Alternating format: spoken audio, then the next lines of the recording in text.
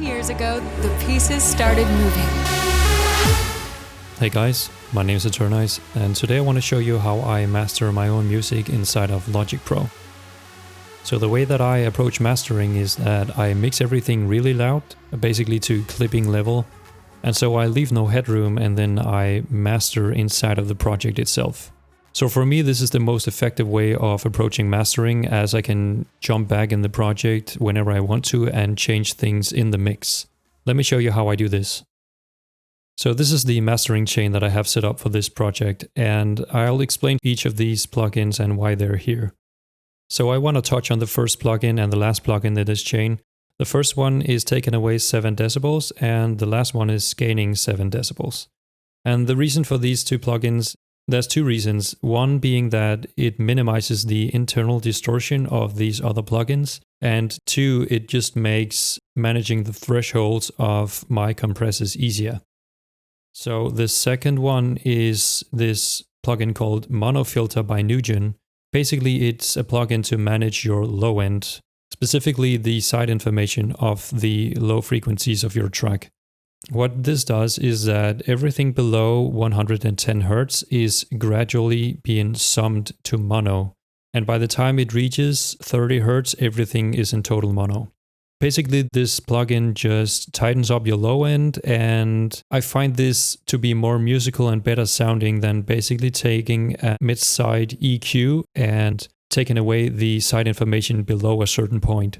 This one also has some correlation or some phase alignment built into it.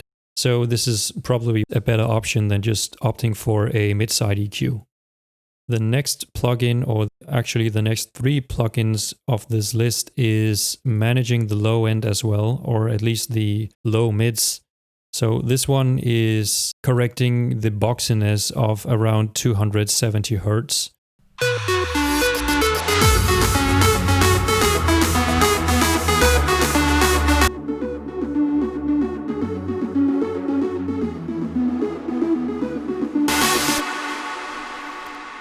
So basically all that boxiness feel of a track is sitting around this 200-300 Hz area, and this plugin just manages and tucks it in when there's too much energy going on, and this is only in the side information at this point.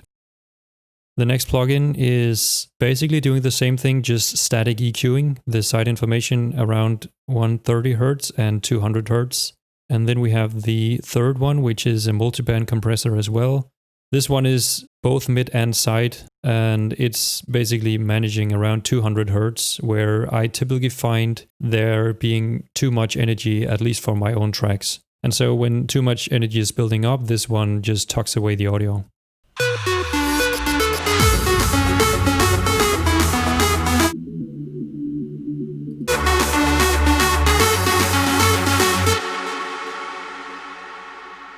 Next up, we have a regular compressor, and this one is actually only set to react to the higher frequencies.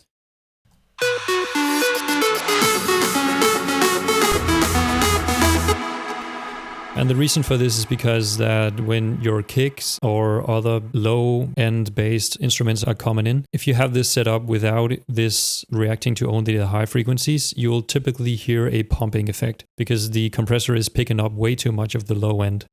I have the threshold to the maximum setting, 0 decibels, so it only reacts to the very high peaks, and a very conservative ratio here. The attack and the release are very slow, and it's set to the mastering setting, which overall just makes the compressor reacts very slow to the audio.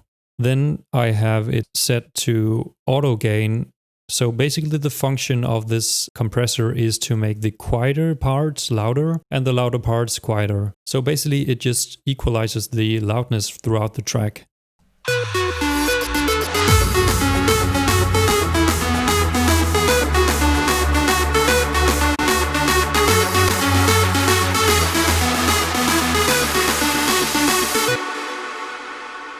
And as you can see, it's very subtle. It's only changing 0.3 decibels of the audio signal. So it's very subtle in this track. With other tracks where I haven't mixed it as good as this track, I would have it react more or make bigger changes. But once again, this is just ensuring that I have a consistent level throughout the track.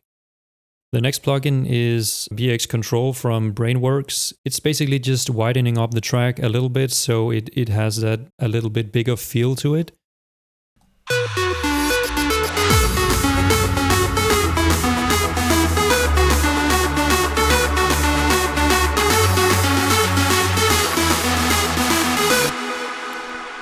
So this is your basic stereo widener tool, and I find this one to be very good sounding to every sound basically. In the end we have our plus 7 decibels. So the principle of this is that we take away 7 decibels, we fix the audio in this stage, and then we gain back the 7 decibels. And now you'll find that I don't have a mastering limiter at the end of this chain, and there's actually a reason for that. I find that mastering without a limiter, at least inside Logic, is giving me better results than when I use various different mastering limiters. The track comes out cleaner, it comes out a bit crispier and a bit louder compared to when I actually use a limiter. If I were to use a mastering limiter, I would opt for the isotope maximizer, and I would use it on either the clipping setting or the modern from the IRC setting here. Those are the ones I find to be the most transparent, and you can get the loudest master with those.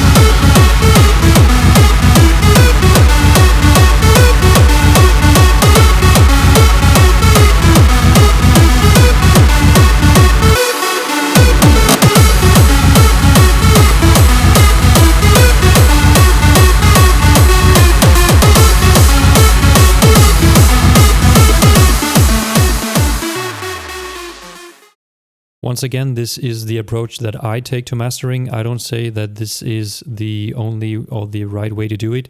I have tried going with -6 and -3 dB of headroom before and mastering in a separate project, and I just found this way to be more effective, and the result is more or less the same. You don't gain anything in quality by doing -6 dB of headroom. So this is just the way that I found work best for me. I do know that Logic Pro is very good at exporting, even though clipping with very high quality. So you'll have to try this out in your own DAW and see if this is a viable method of mastering your own music yourself. I hope this insight in how I master my music is going to be helpful to you. If you like this video, please like it and consider subscribing.